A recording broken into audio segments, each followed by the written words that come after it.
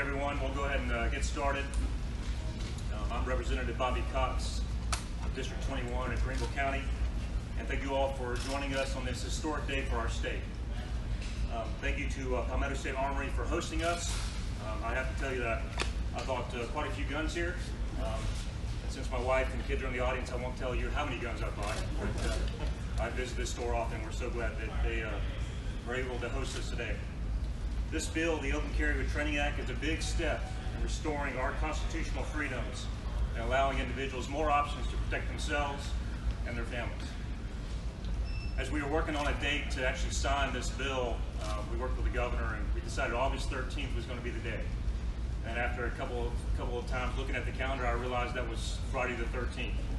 And so I'm like, oh man, what a scary, unlucky day is usually the reputation that goes along with it. As I started to think about it, it's kind of fitting. We live in a scary, uncertain world, and there are evil that's out there that seeks to do harm to the innocent people that we know. And so with this bill, we'll be able to have more options to protect against that evil when it comes knocking to our individuals and our families. So whether it be any day or Friday the 13th, any day is a good day to advance the Second Amendment, and that's what we're doing here today. So no effort is done alone. For my short period of time in the legislature, I've realized this is a team sport. We all don't go at it alone. So I just want to recognize several folks that have made this possible. I want to recognize the governor for being here today to show the importance of the Second Amendment, being in here in the upstate. Lieutenant Governor Pamela Abbott as well. I heard she's a pretty good shot. So thanks for being here today, ma'am.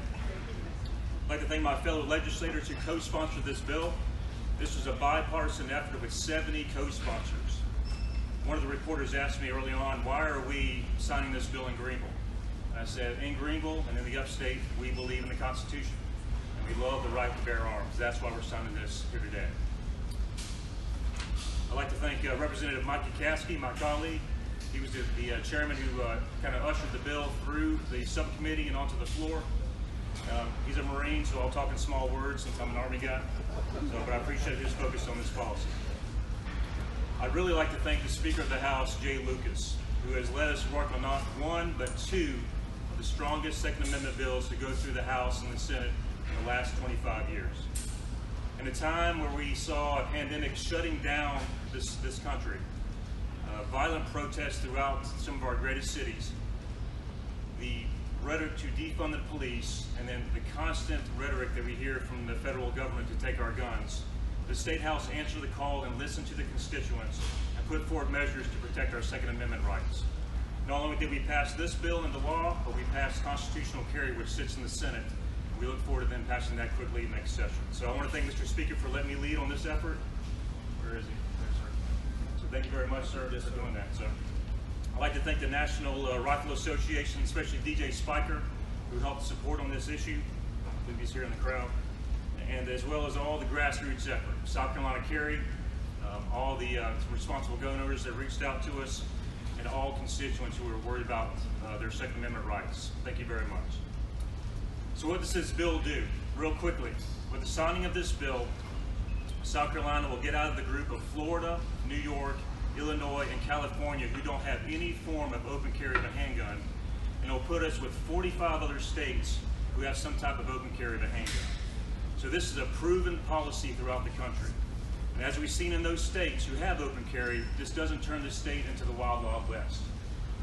I'm sure all of us has been to North Carolina and Georgia. They have open carry, and I bet you didn't even know it. So this is proven and this is safe. On August 15th at midnight, 2 days from now, this bill will go into effect. Where you can currently carry concealed with a permit, you can carry openly with a handgun as well. The bill does away with the fee required to get a permit from SLED, and it minimizes the amount of ammo that you need to use to qualify, as we know ammo is very hard to find right now. Also, it allows churches and religious bodies who are using schools for their places of worship the ability to carry in those schools during their worship times. So previously, these bodies of believers had no way to protect themselves due to federal law, and now they do when they use schools for worship services. And finally, and I want to leave you with this, one of the most important measures that is coming out of this is to actually make South Carolina a Second Amendment sanctuary state. And what does that mean? Anytime that the federal government tries to enact anti-Second Amendment measures, no state resources will be used to enforce that. We must protect against federal overreach, and that's what this bill does, and that's one of the most important measures in there. So if you have any other questions, I know the governor's going to take some later on. You can go to SLED's website, and they lay it down very succinctly of what this bill is all about. So this is a historic day. I didn't mean to talk this long, but I'm a politician, so we just like to talk a lot. But I tell you, anytime we can advance the Second Amendment is a good day, and today is a good day in South Carolina. So thank you all for being here. I have the pleasure to introduce my friend. It's so hard to get this bill passed. We do live in unprecedented times, and this is a historic moment for sure, that we plant that flag of freedom and support the Constitution. As your sheriff here in Greenville County and many other sheriffs who supported this bill, we look forward to the signing of it here shortly. But none of this would have been possible had it not been for our elected officials who believe in the Constitution and believe in upholding the Second Amendment. So that's important. We're very fortunate not only to have a governor who believes in the Second Amendment, but the speaker who you'll hear from here shortly. When you talk about the rules of open carry with training that takes effect on Sunday, Chief Kills couldn't be here, but he and his staff and SLED have worked tirelessly to make a lot of changes. When you look at the concealed weapons program we currently have, waiving the fees, applications have went up considerably, so we certainly take our hat off to him and all the great work that they've done to prepare for this. But people need to know this is open carry with training. There are still some exclusions to this. Schools, courthouses, those kind of things. Need to be mindful of that to keep yourself certainly out of trouble with law enforcement when it comes to those places that are prohibited. So we ask that people be mindful of that. You can look at our website at gcso.org. You can go to SLED's website. You can also look at our Facebook page. We will have the law posted here shortly where people can review that so they know what to expect from law enforcement and how to interact with law enforcement, or if you are open carry and you come in contact with law enforcement. So we certainly, again, we appreciate so much having such great elected officials here, so much great community support in our part of the state that supports the Second Amendment.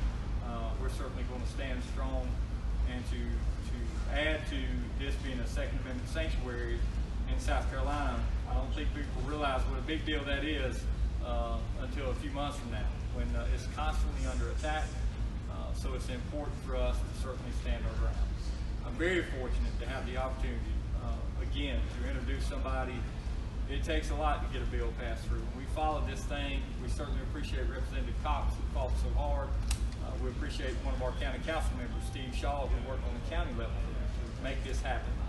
A lot of people certainly join into the mix, but without the speaker's support, that certainly could have been slowed down. They certainly make a decision sometimes to do things that may not be very popular, and they're kind of step out on a limb on a few different things. This is important. It's important to you, it's important to your families, and it's important to law enforcement. I'm very thankful that we have a Speaker of the House who represents law enforcement, stands behind law enforcement, and supports law enforcement, as well as the governor. So I'd like to take this opportunity to introduce our Speaker, Jay Lucas.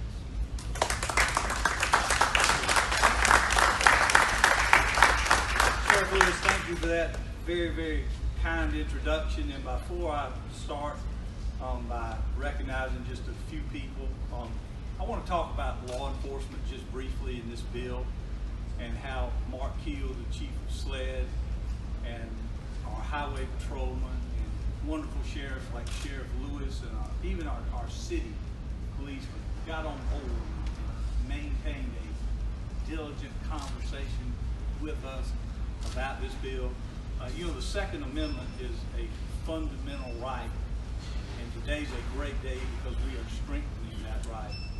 But supporting law enforcement is something we do fundamentally, Mr. Cox. And unlike other states, we stand behind law enforcement. We're going to continue to fund law enforcement. We're going to continue to support law enforcement because they make us proud and us safe every day. I want to talk about the members of the General Assembly who came today, and I want to single out a couple. I did want to give them recognition for so many of them, and I want to talk about them in a minute. But to take time out, that this being an issue that is so important to them, to come from all points of the state and be here. And I wanted to start off with the South Carolina Senate and ask all the senators who are here, would you please raise your hand?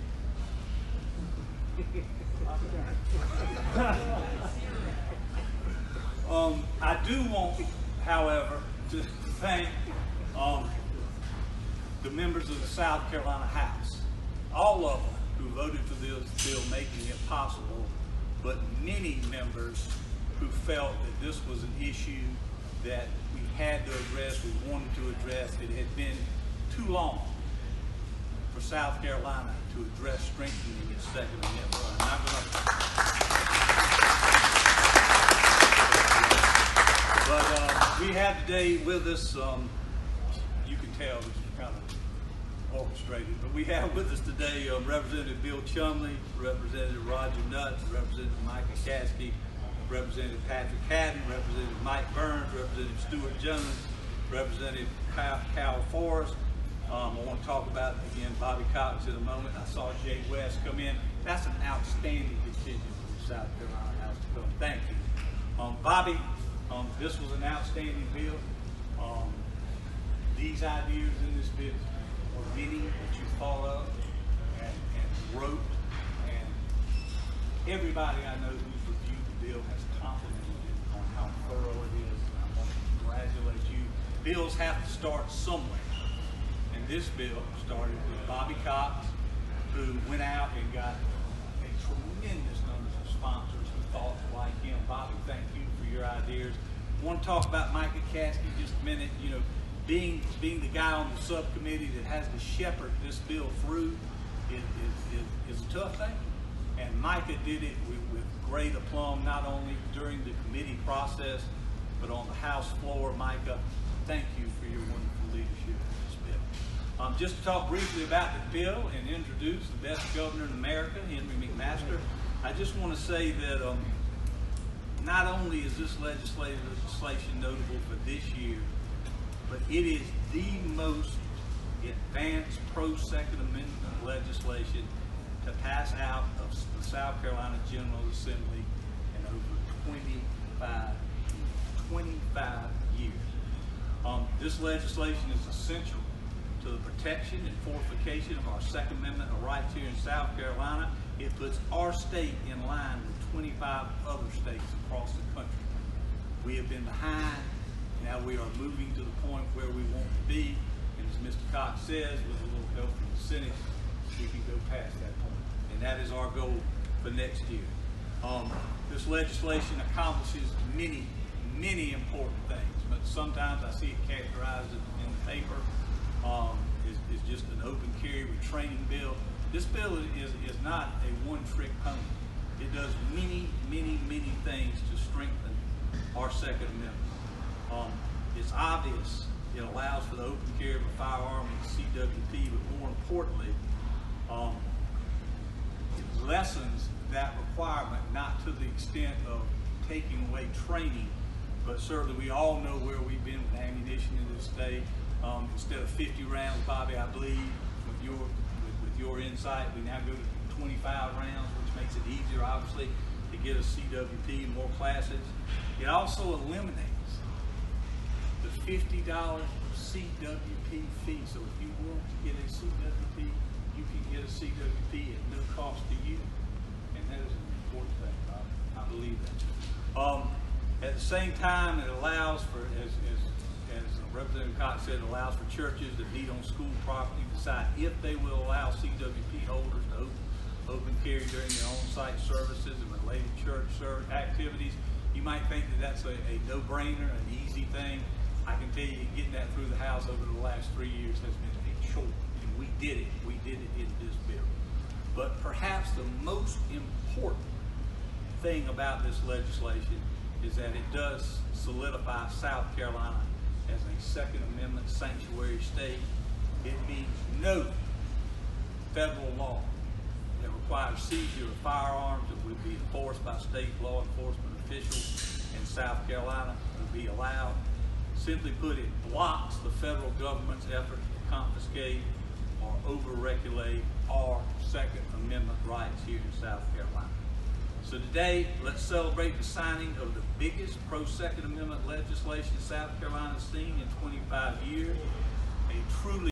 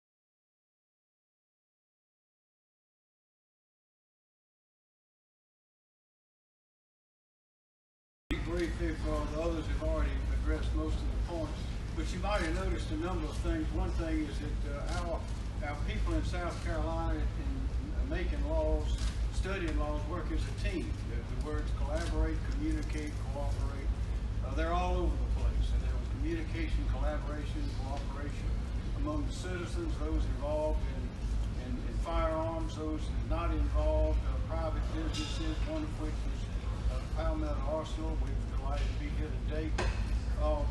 Another word that you heard a lot about is the Second Amendment and also the Constitution. Everywhere we're standing, everything we're talking about today is washed with the constitutional influence. And I'd like to remind the young people that when the Constitution, that the states formed the Constitution. We didn't have to, but we did. Because there were certain things that the states that have been doing those things themselves wanted to have a national government able to do. And they were very strictly limited. And in addition to strictly limiting the things that the national government was supposed to do, they divided the power to do those things into three parts. We didn't want to have a king. Three princes would be okay, fighting against each other, none able to do anything by themselves. That's why we have the three branches of government. But as the Constitution was being debated and passed, it was noted, if you read the preamble to the Bill of Rights, the first 10 amendments, it says that there were concerns about the power being given to the national government and whether they would restrict the rights of the people. Therefore, that we wanted the Bill of Rights not to create rights in the people, not to create them. The Constitution does not create any rights. It protects our rights. Jefferson described natural law, others described their God-given rights. But freedom of speech, religion, assembly, and in the Second Amendment, the right to defend yourself, to protect your country, to protect your people. All of those are God-given rights, and they are ours. And the fact that we've had to litigate and fight and debate that is something that is interesting for the scholars, but is being corrected now in 46 states to make it clear that people do have the right to carry and bear arms. And it says so in the Constitution, in just a few words, but we're making it clear that that's what we believe in South Carolina.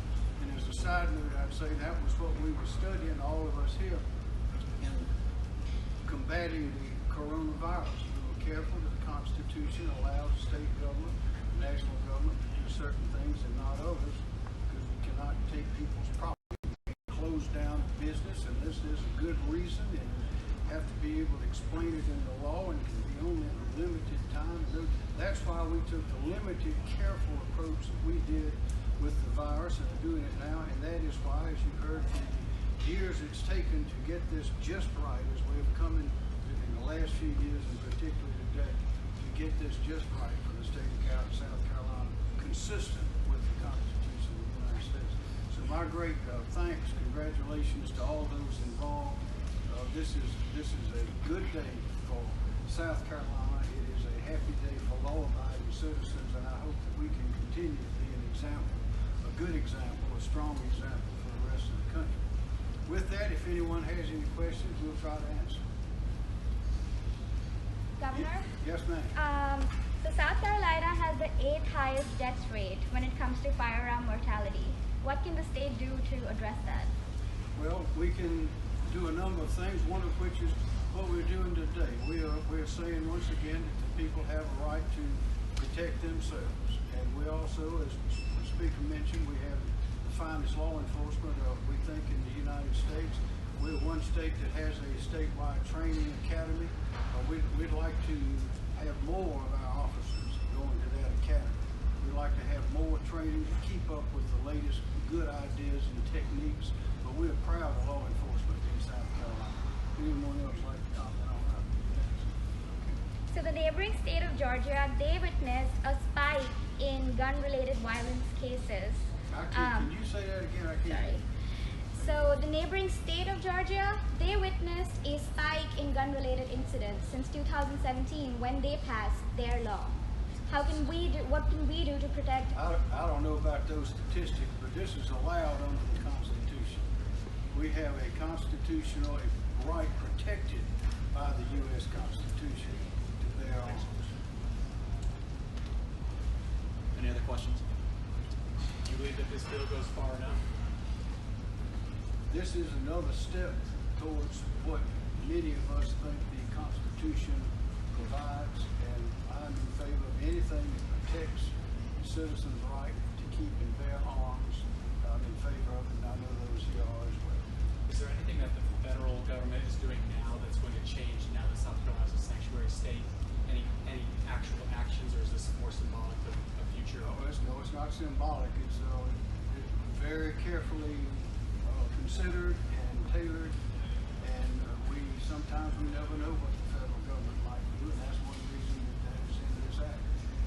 Any more questions? Thank you. Now we'll